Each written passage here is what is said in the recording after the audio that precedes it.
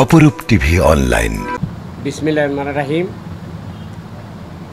আমাদের চেয়ারম্যান মহোদয় যে নির্দেশনা দিয়েছেন তারই ধারাবাহিকভাবে চট্টগ্রামে যে কয়টি পূজা মণ্ডপ রয়েছে শারদীয় দুর্গা উৎসবে সর্বপ্রথম আমি ৯ নম্বর উত্তর পাহাড়তলী ওয়ার্ড বিএনপির পক্ষ থেকে সবাইকে শুভেচ্ছা জানাচ্ছি। বিশেষ করে চট্টগ্রামে যে কটি পূজা মণ্ডপ রয়েছে তন্মধ্যে সর্ববৃহৎ হচ্ছে কবিল আদম আশ্রম পূজা মণ্ডপ। আমাদের ওয়ার্ডে ছোট বড় ৬টি পূজা মণ্ডপ রয়েছে।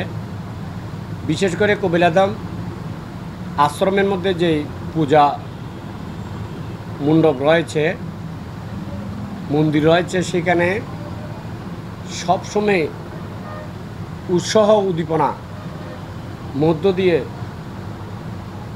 ভাব গম্ভীর্যর মধ্য দিয়ে এই শারদীয় দুর্গোৎসব অনুষ্ঠিত হয়।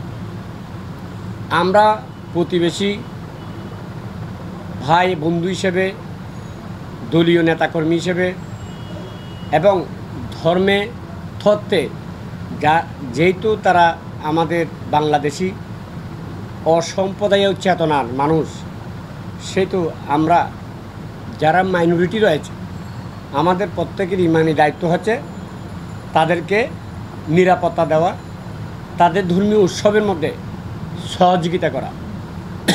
তারই ধারাবাহিকভাবে গত ২০০৬ সালে আমি কবিল আদম আশ্রম পূজা মণ্ডপে আইনশৃঙ্খলা কমিটির আহ্বায়ক ছিলাম। আবার ২০১০ সালেও আইনশৃঙ্খলা কমিটির আহ্বায়ক ছিলাম। আমার সমস্ত একটা টিম আমার নেতৃত্বে তাদেরকে সর্বাত্মক সহযোগিতা করেছে এবং এক পর্যায়ে এই পূজা মণ্ডপ অর্থাৎ কবিল আদম আশ্রম পূজা মণ্ডপকে আমাদের কর্মীরা, আমাদের নেতারা সর্বাত্মক সহযোগিতা করেছে। তারা আমাদের উপর অনেক খুশি। আর এই বছর তার একটা ভিন্নতা আমরা আশ করছি।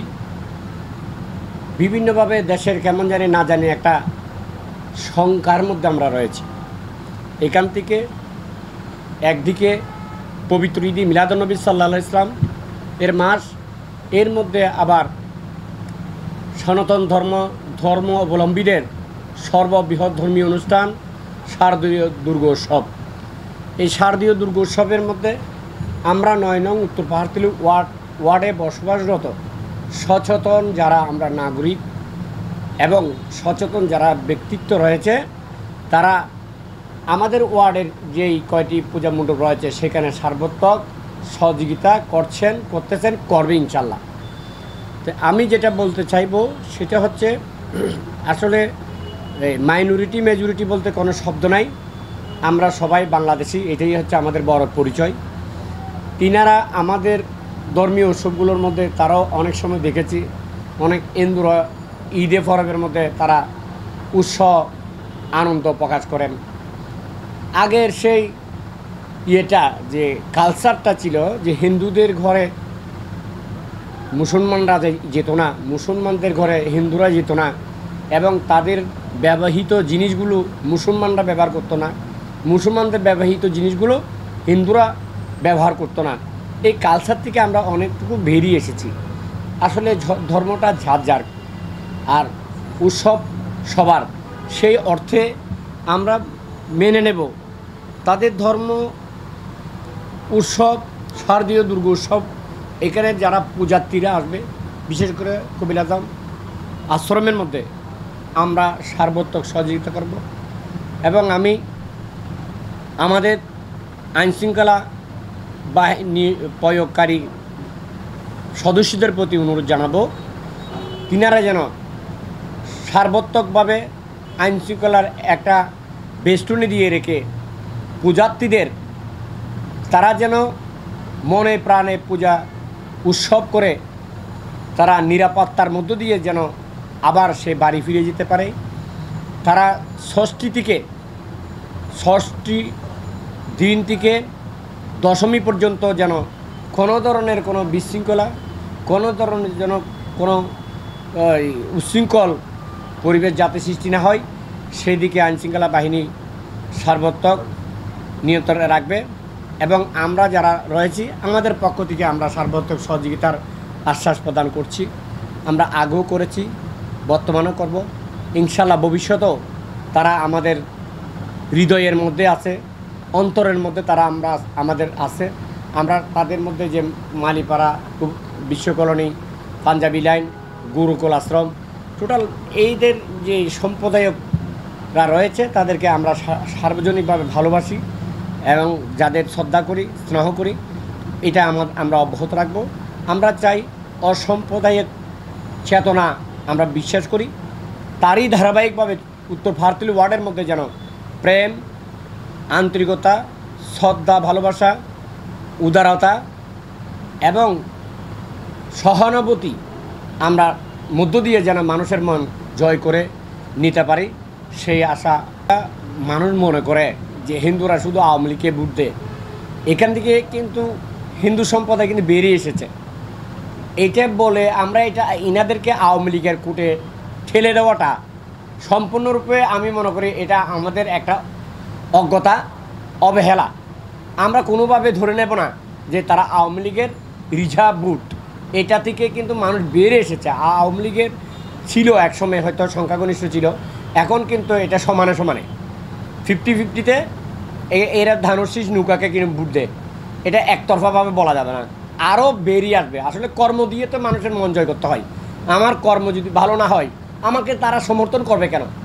আর আওয়ামী লীগের কর্ম যদি ভালো হয় তাহলে আওয়ামী লীগকে সমর্থন করবে। বিএনপির কর্ম দিয়ে তাদের মন জয় করে বিএনপিতে তাদেরকে আনতে হবে, বিএনপির এই ম্যানিফেস্টো তাদের বুঝাইতে হবে।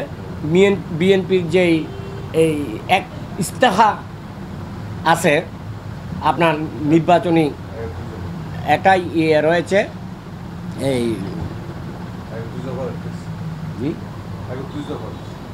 যে 31 দফার মধ্যে অনেক কিছু এসেছেন।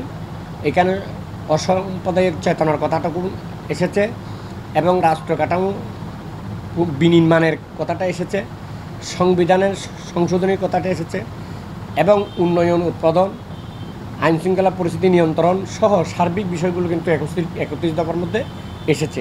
এটাকে আমরা বাস্তবায়ন করতে পারলে আমরা একটা নিরাপদ বাংলাদেশ পাব এবং আমরা উন্নয়নশীল একটা বাংলাদেশ পাব এবং শিক্ষা এবং সংস্কৃতির একটা বাংলাদেশ আমরা পাব এবং পাশাপাশি অসাম্প্রদায়িক একটা বাংলাদেশ আমরা পাবো এখানে।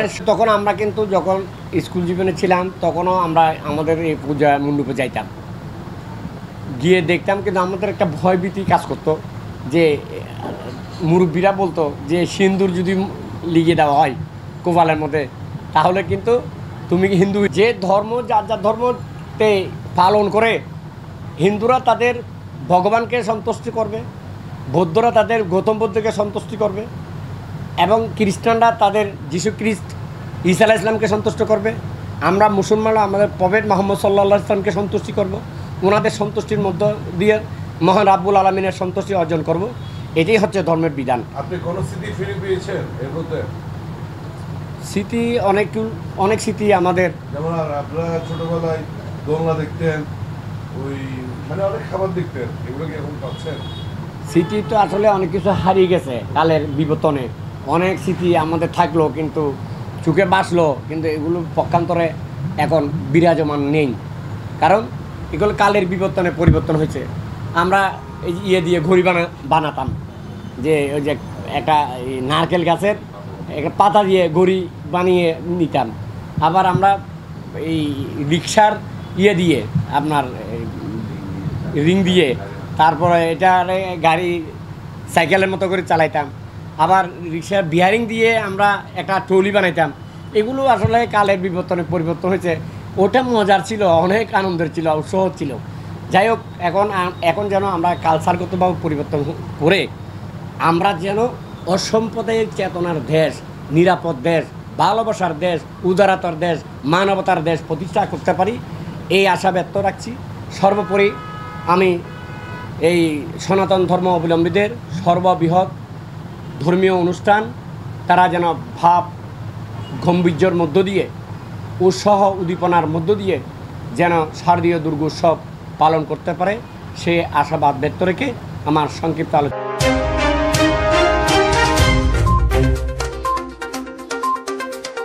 অপরূপ টিভি